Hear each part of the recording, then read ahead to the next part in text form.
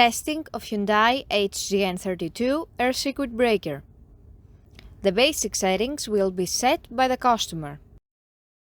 For testing, we add a 110-volt AC power supply.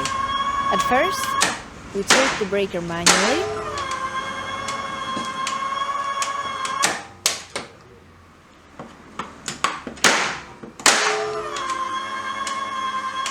Then, we trip the breaker with the help of the UVT.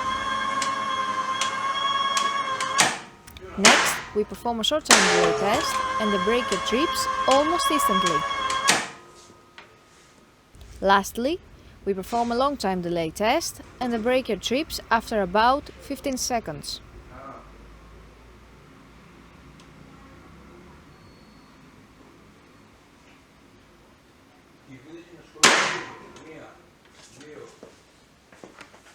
It is now clear that the air circuit breaker is working successfully and is ready to be delivered to the customer.